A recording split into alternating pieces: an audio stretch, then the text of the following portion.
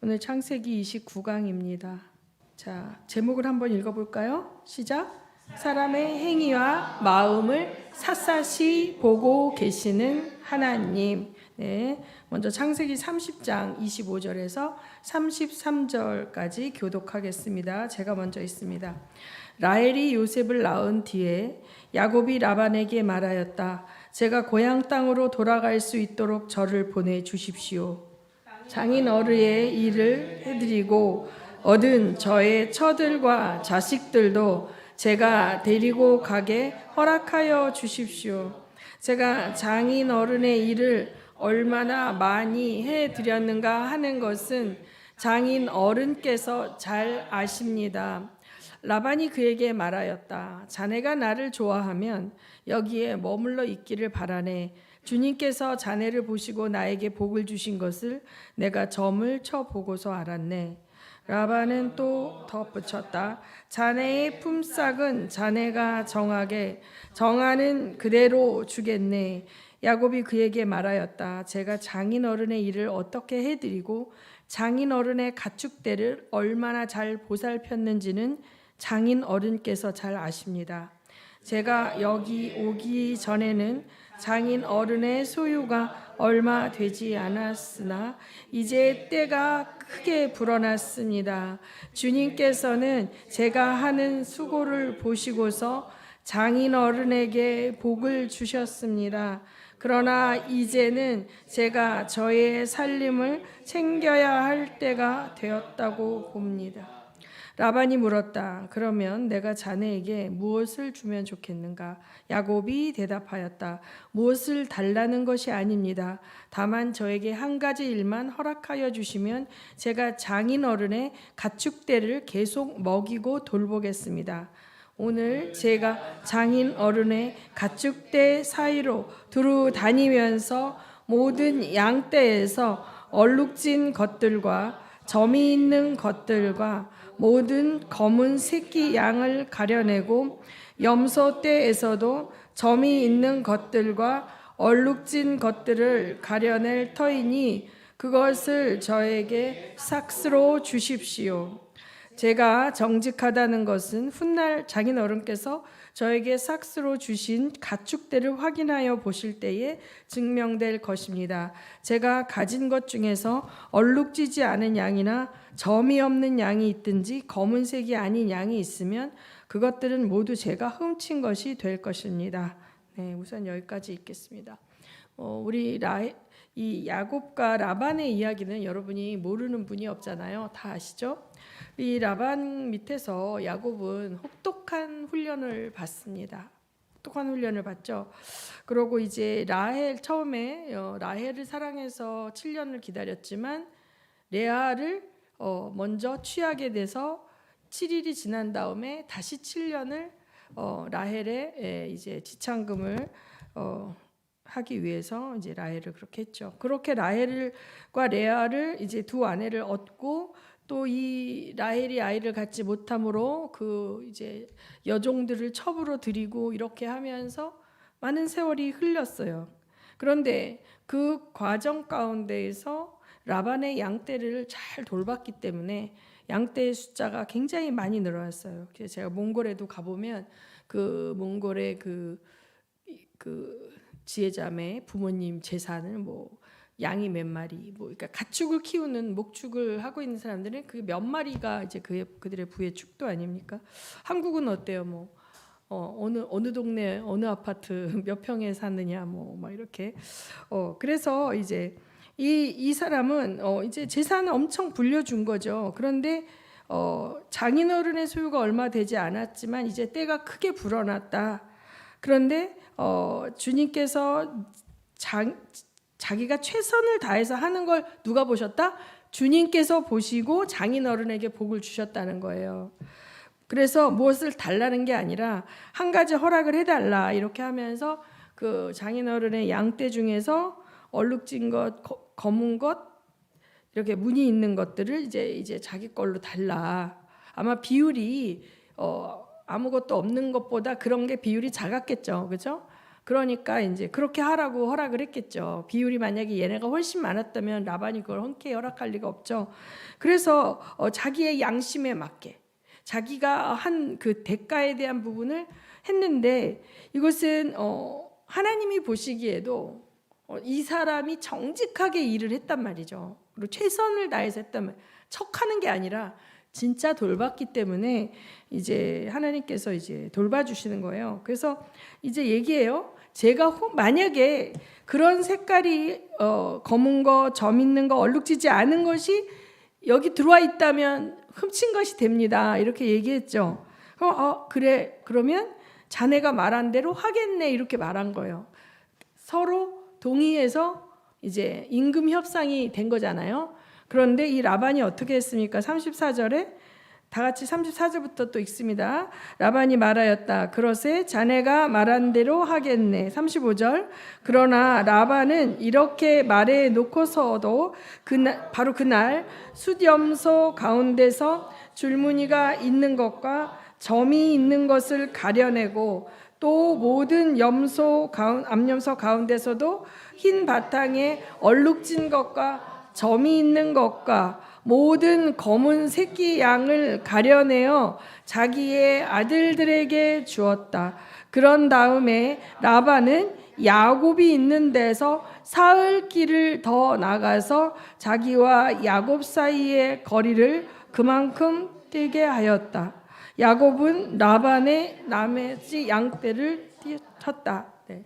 이렇게 임금 협상을 하고 이제 야곱이 자고 일어나서 그 다음날 양떼를 몰고 들에 나가려고 봤더니 어떻게 됐어요? 자기 것이라고 약속된 양이 한 마리도 남아있지 않고 완전히 아무 무늬 없는 하얀 양만 남아있고, 그 자기가 마땅히 임금으로 가져가기로 했던 그 양들은 사흘 길을 떨어서 라반의 아들들이 치는 양떼 속에 넣어버렸어요. 라반이 아주 나쁜 사람이죠. 룰과 원칙을 뒤집고 그렇다고 그 앞에서 대답하고 뒤에 가서 딴짓하고 이렇게 하는 사람이에요. 그러니까 야곱은 기가 막혔을 것 같아요. 왔는데 아니 무늬 있는 게 한 마리도 없는 거죠. 그런데 어떻게 해요? 안 칠 수도 없고, 그래서 그 양떼를 끌고 나가서 이제 그때부터 또 양떼를 치기 시작한 거죠. 그런데 신기한 일이 일어난 거예요. 하얀 양들만 있었는데 거기서 새끼 낳는 것 중에 점박이가 나오고 줄치내가 나오는 거예요. 그러니까 이제 야곱은 이제 여기 보면 37절에 미루나무와 감복숭아 나무와 플라타너스 나무에서 푸른 가지를 꺾어서 껍질을 벗긴 다음에 그 흰 무늬를 낸 다음에 야곱이 그 흰 무늬 가지들을 물 먹는 규위에 똑바로 세워놓고 양들이 물 먹으러 올 때 그걸 세워놨다 그랬잖아요. 그래서 거기서 그걸 교미를 하면 이제 그런 양들이 났다. 이걸 가지고 이 구약 신학자들 책이 됐던 뭐가 됐던 보면 의견이 분분합니다. 이게 그 무늬 있게 태어나게 하는 비법처럼 여기 되어 있지만 현대 과학이 이제 증명한 유전 법칙하고는 이제 설명이 되지 않아요. 그걸 봤다고 해서 유전자가 변하지는 않거든요. 우리가 정말 예를 들면 내가 정말 예쁜 여자를 계속 바라보고 있다 해서 내가 임신했는데 내 아이가 그렇게 이 여자처럼 예쁜 여자가 나오는 건 아니잖아요. 그러니까 이거는 사실은 이 바라봄에 어떻게 보면 이 보는 것이 이 유전 형질과 유전자를 변화시키는 건 우리가 유전을 공부해 본 사람들은 아니라는 거 알거든요. 그런데 이제 저는 이게 이제 두 가지로 볼 수 있어요. 하나님이 세우신 이 세상의 법칙들, 유전 법칙도 누가 만들었어요?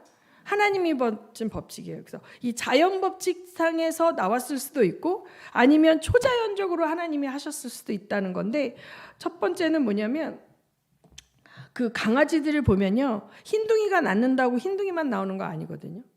그 흰둥이 유전자 안에 잠재적으로 숨어있는 점박이 유전자가 있을 수가 있는 거예요. 이걸 여러분에게 좀 쉽게 설명을 해드리면, 제가 O형이에요. 혈액형이 O형인데, 자, O형 안에는 엄마로부터 받은 인자와 내 혈액 안에는 그 혈액형 안에는 엄마로부터 받은 것과 아빠로부터 받은 게 있단 말이에요. 근데 O형 혈액형은 열성 유전자예요. 우성이 아니에요. 그러니까 A형과 O형이 결합하면 무슨 형이 돼요? A형이 나오는데 A형 안에 O형의 인자가 있어요. 그렇죠? 그래서 O형이 나왔다는 거는 엄마도 O형이고 아빠도 O형이었기 때문에 열성과 열성이 만났기 때문에 이게 O형이 나온 거예요. 근데 A형하고 A형이 결혼했는데 O형이 나온 거예요. 이게 내 자식 아니야가 아니야. A형 안에 엄마 쪽에서 A가 왔고 아버지 쪽에서 O가 왔어. 그랬는데 이 O형과 O형이 만나면 O형이 나올 수가 있는 거예요. 이해가 되세요? 그래서 우리 그 혈액형 기질설이 이제는 좀 뜸해졌더만요. 우리 가족은 전부 O형이에요. 제 친정 식구는 엄마가 55였던 것 같고 아버지도 55였던 것 같으니 애들 넷이 다 O형밖에 나올 수가 없는 거죠. 근데 A형과 B형은 둘 다 뭐예요? 우성이거든요. 그래서 AB형이 그렇게 A가 만나고 B가 나오면 AB형이 나오는 거예요. 네. 그러니까 이런 것처럼 여기에 지금 표면적으로는 흰색 염소였는데 그 안에 아버지나 할아버지나 어떤 안에 점박이 유전자가 열성으로 숨어 있을 수가 있었는데 이쪽에도 열성으로 숨어 있는 점박이 유전자가 있는 애들끼리 교미가 돼서 숨어 있던 열성과 열성의 이 세포가 만나서 이게 나올 수가 있는 거죠. 아무튼 이런 거는 이제 우리가 이성적으로 이해하려고 하는 건데 만약에 이게 아니었다 하더라도 하나님이 여기 뒤에 있는 것들을 보면 하나님께서 부당하게 품삯을 도적질 맞는 야곱의 그 노동의 대가를 보상해 주시기 위해서 하나님께서 일하신 거죠. 그건 확실히 알겠죠. 예. 근데 자, 이 사람이 참 나쁜 사람인 거예요. 왜냐하면 가만히 보니까 이게 점박이하고 줄무늬가 더 많이 태어나네. 그러니까 야, 야곱 일로 와. 야, 이제부터는 줄무늬는 내가 가질 테니 무늬 없는 건 네가 가져. 이렇게 자꾸 바꾸는 거예요. 자기가 힘을 가진 자니까. 그것을 어떻게 알 수 있냐면 이 31절 4절에서 13절 보면 이 야곱이 자기 아내들에게 이제 아버지를 떠나서 고향 땅으로 돌아가자라고 얘기할 때 설명할 때 나옵니다. 창세기 31장 7절 읽어보세요. 시작. 그러나 장인어른께서는 나에게 주실 품삯을 10번이나 바꿔 치시면서 지금까지 나를 속이셨어. 그런데 하나님 장인어른이 나를 해치지는 못하게 하셨어. 장인어른께서 나더러 점 있는 것들이 자네 품삯이 될 걸세 하면 가축대가 모두 점 있는 새끼를 낳았고 줄무늬 있는 것이 자네의 품삯이 될 걸세 하면 가축대가 모두 줄무늬 새끼를 낳았소. 하나님은 이렇게 장인 어른의 가축대를 빼앗아서 나에게 주셨어. 가축대가 새끼를 뵐 때에 한 번은 내가 이런 꿈을 꾸었소. 내가 눈을 크게 뜨고 보니 암컷들과 교미하는 숫 염소들도 줄무늬 있는 것이거나 점이 있는 것이거나 얼룩진 것들이었어. 그 꿈에서 하나님의 천사가 야곱아 하고 부르시기에 여기 있습니다 하고 대답을 하니 그 천사의 말이 암연소와 교미하는 순염소가 모두 줄무늬 있는 것들이거나 점이 있는 것들이거나 얼룩진 것들이니 고개를 들고 똑바로 보아라.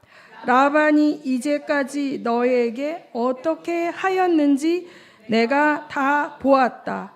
나는 베델의 하나님이다.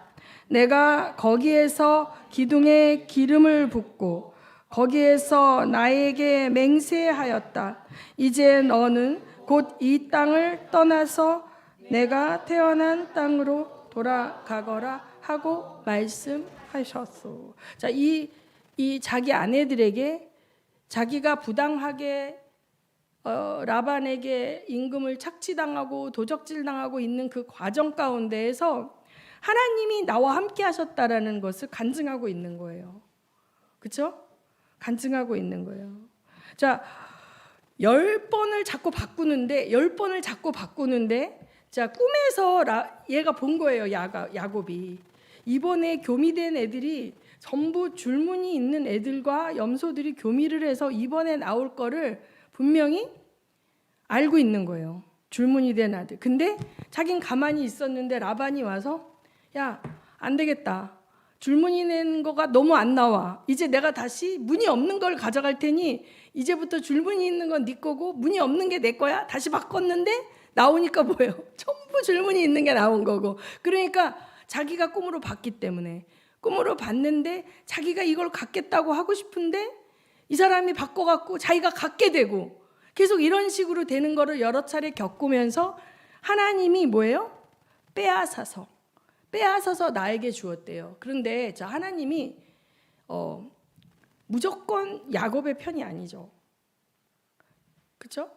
야곱이 어떻게 했다 그랬어요? 성실히 했다 그랬어요. 성실히. 그래서 야곱이 여기에서 감복숭아 플라타너스 나오면서 이것만 하는 걸 보면 이 편법이고 양 도둑질이죠. 그런데 그게 아니라 먼저 룰을 어긴 게 누구예요? 라반이었어요. 그럼에도 불구하고 야곱은 최선을 다해서 그 양들을 돌본 거예요. 이 양을 돌보는 목자는 양을 사랑하게 되는 것 같아요. 양을. 제가 요새 그 판다가 있어요. 푸바오라고 아세요? 그 푸바오 판다가 중국으로 갔는데 그 아이가 태어날 때부터 키웠던 한국의 할아버지가 그 사육사가 있는데 진짜 아기처럼 키우고 이렇게 정성을 다해서 키우니까 이 중국에서 큰 판다하고 얘하고 달라요.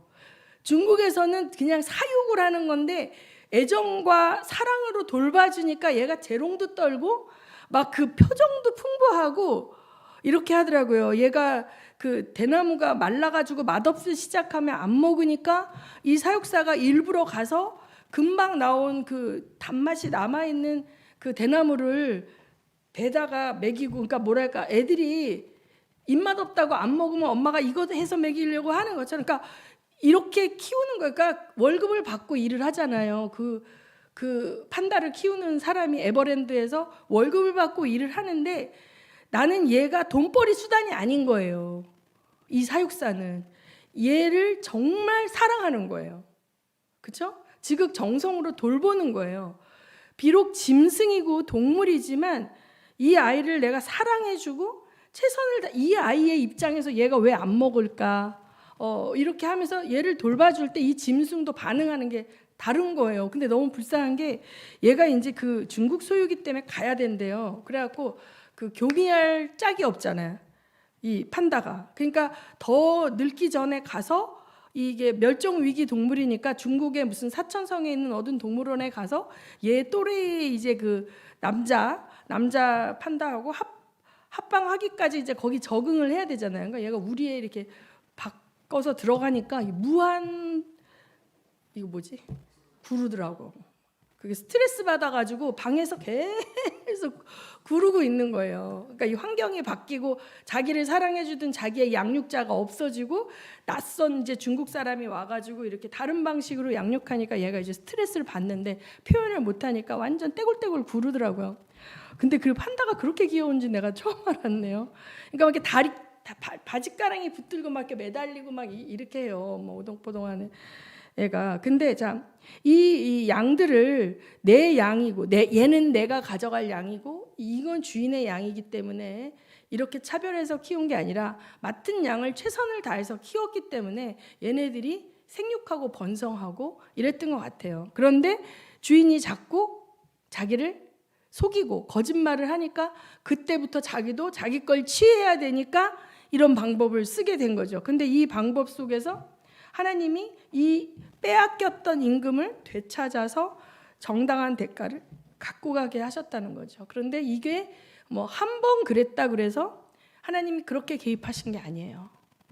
7년이라는 세월 가운데 끊임없이 당하기만 하고 있는 야곱, 가운데에서 주님은 침묵하고 계신 것 같고 나타나시지도 않았던 거예요. 그런데 맨 마지막에 떠나기 전에 뭐예요? 나는 베델의 하나님이다. 나는 뭐예요? 네가 라반이 하는 걸 다 보았다라고 그러는 거예요. 라반이 하는 걸 다 보았다라는 거예요. 제가 오늘 아침에 어제도 거의 잠을 못 잤는데 아침에 이제 일어나서 큐티를 할 때 시편 말씀이 오늘 시편 말씀이 뭐냐면 제가 32장 맨 마지막에 33장 자 전체는 다 안 실었고요. 자 같이 한번 읽어볼까요? 시작. 주님은 하늘에서 굽어 보시며 사람들을 낱낱이 살펴보신다. 계시는 그곳에서 땅 위에 사는 사람을 지켜보신다. 주님은 사람의 마음을 지으신 분이고 사람의 행위를 모두 아시는 분이시다. 이 말씀을 보면서 사람들은 눈에 보이는 것만 보지만 하나님은 우리의 마음까지도 보시는 거예요. 그래서 우리가 편법과 불법과 사기와 거짓을 행하는 사람들이 난무하는 세상 속에서 살 때 그들로부터 살아남기 위해서 우리가 그들을 따라가지 않아야 할 이유가 여기 있는 것입니다. 아멘. 지금 세상은 너무 악해져서 불법과 사기와 시스템을 망가뜨리는 자들이 입에 발린 말로 선한 말을 하면 사람들은 거기에 속아서 그들에게 많은 권한도 주고 속기도 하고 뭐 이럽니다.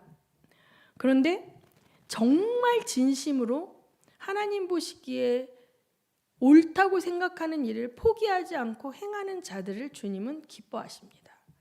그리고 그들이 잠시 잠깐은 손해를 보는 것 같아도 반드시 주님께서는 타협하지 않고 양심을 배반하지 않고 양심의 소리를 듣고 하나님이 만드신 시스템과 합의해서 지키고자 했던 룰을 신의를 가지고 지키는 자들의 편이신 걸 믿으시기 바랍니다. 아멘. 아멘. 저는 미국의 대선을 보면서 이 세상에 미국도 많은 교회들이 기도를 했는데 세상 사람들은 기독교만이 진리고 기독교만이 구원이 있고 기독교의 어떤 그 중요한 날들이 어떤 국가적인 휴일이 되고 이러는 거에 대해서 이제 이민자들이 많이 들어왔잖아요. 미국이라는 사회에 남미에서도 들어오고 아프리카에서도 들어오고 아시아에서도 들어오고 하면서 그들의 문화와 색깔을 존중해야 된다 이렇게 되면서 이제 크리스마스라는 그 용어를 쓰는 거를 개념 없는 것이 되고 해피 할러데이 그러니까 그냥 크리스마스는 주님이 오신 날이 아니라 행복한 그냥 휴일인 거예요. 그렇게 이제 했어요. 오바마 때 그렇게 바꿨는데 트럼프 때 이걸 다시 크리스마스로 바꿨단 말이에요. 그랬는데 트럼프가 이제 굉장히 인기가 없이 이제 또 재선에서도 이제 안 되고 나간 다음에 다시 바이든이라는 그 이제 미국의 민주당의 대통령이 됐는데 그 사람이 돼서 제일 먼저 내린 행정 명령은 트랜스젠더인 사람들이 여성이 남성으로 남성이 여성으로 트랜스젠더한 운동선수들이 그 바뀐 성으로 운동 경기에 참가해도 괜찮다. 그걸 낸 거예요. 그래서 미국의 남성이었다가 여성으로 트랜스젠더한 사람이 수영 선수인가 뭔가 뭐 돼가지고 남자 할 땐 200등이었던 사람이 이제 넘사벽 1등을 계속 차지하고 있는 이 말도 안 되는 일이 생겼는데 이번에 부활절 때 제가 너무 슬펐던 것은 부활절이잖아요. 부활절에 우리 주님이 부활하셨습니다라고 외쳐야 되는 나라가 이 전 세계에서 그걸 제일 먼저 해야 되는 어떻게 보면 나라는 미국이죠. 이 퓨리탄들이 가서 이렇게 세운 나라지 않습니까? 그런데 그날 이제 바이든이 얘기한 게 그 부활절을 트랜스젠더 데이로 정했어요. 정말 너무 속상하죠. 근데 주님 다 보고 계세요. 주님 힘이 없는 게 아니에요. 일국의 대통령인데 왜냐하면 그들이 얘기하는 거는 소수자를 보호해야 된다는 거거든요. 그러니까 절대를 없애버리겠다는 거예요. 그래서 부활절이라고 하는 기독교만의 절기는 더 이상 아메리카에서는, 이 미국에서는 의미 없다. 대신 예수님이 부활하셨다는 메시지보다 트랜스젠더도 존중받아야 마땅하다라는 그 메시지가 더 중요하다 해서 그 부활절날 그날을 트랜스젠더 데이로 선포해버린 거예요. 너무 마음이 아파요. 그런데 그분이 맨날 넘어지고 나이도 많고 막 헛소리도 많이 하지만 뽑아줘요. 트럼프는 안 뽑아줘요. 왜요? 내가 원하는 말을 해주고 내 육을 채워주는 정책들을 펼쳐주니까 이 사람의 개인의 어떠함은 상관이 없고 내 통장에 돈 꽂아주고 내 육을 즐겁게 하고 이 땅에서 잘 먹고 잘 살고 하는 그런 메시지를 많이 들려주는 정치인들이 이제 앞으로는 인기가 있을 수밖에 없거든요. 그래서 그들은 편법을 저지르거나 무슨 일을 해도 표를 얻어갈 수 있는 세상이 되어가고 있는데, 라반의 이 불법 10번이나 품삯을 병개하는 불법을 하나님은 보고 계신다는 사실이 우리에게 희망인 줄 믿으시기 바랍니다. 뿐만 아니라 하나님은 우리의 마음도 보고 계시는 거예요. 여기 앉아 계신 어느 한 분도 나라 위해서 기도하지 않은 분 없을 것이고, 저 자신도 태어나서 이렇게 더 심하게 나라 위해서 기도하며 걱정했던 적이 없지만 그저께부터 저는 그냥 주님만 찬양하게 됐어요. 밤에 일어나서. 그 다음에 진인사 대천명이라는 소리 있죠. 진인사. 사람이 할 수 있는 건 다 했다. 제가 물론 저는 금식하지 않았지만 24시간 금식한 사람들이고 모든 사람들이 정말 기도를 많이 했습니다. 진인사 대천명. 우리가 할 수 있는 최선을 다했고 하나님께서 이 나라를 보고 계십니다. 하나님께서 이 나라를 하나님의 뜻 안에서 이끌어 가실 줄 믿습니다. 왜냐하면 우리가 기도했기 때문입니다.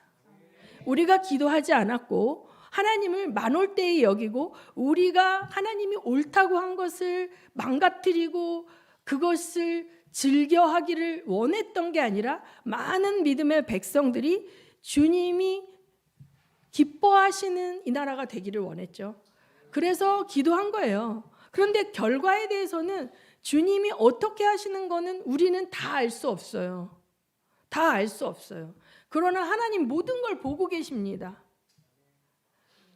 보고 계십니다. 이게 끝이 아닙니다, 여러분.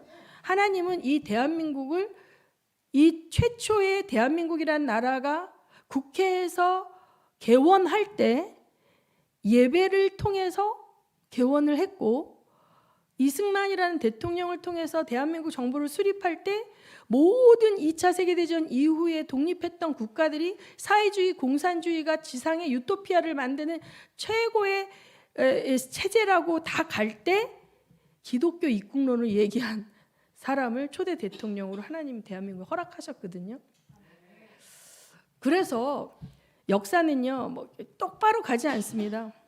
뒤로 물러갔다 옆으로 갔다 헤매다 빙빙 돌다가 가지만 우리 대한민국은 하나님의 사명에 합당한 방향을 향해서 나갈 줄 믿습니다. 땅끝까지 이르러. 여러분 이스라엘 보십시오.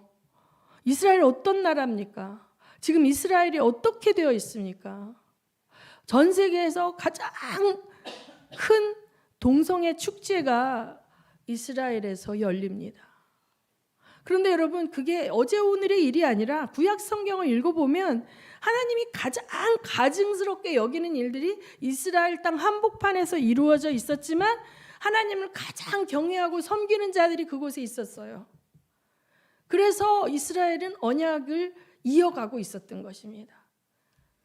지금 엄청난 혼돈 가운데 이스라엘의 전쟁은 계속되고 있고, 또 혼돈 속으로 미국도 트랜스젠더 데이를 만들지를 않나 막 이렇게 가고 있습니다.